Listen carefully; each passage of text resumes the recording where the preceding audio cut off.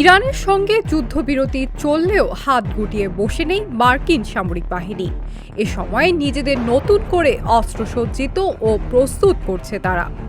যুক্তরাষ্ট্রের central command এ তথ্য জানিয়েছে।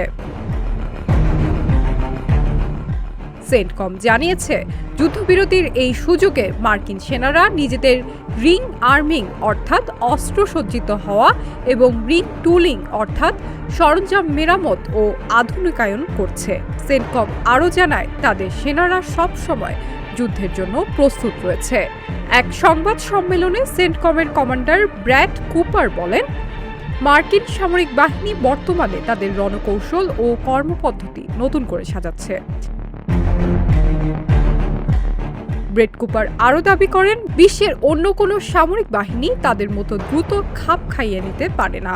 যুদ্ধবিরতির এ সময় তারা সেই কাজটুকুই করছে।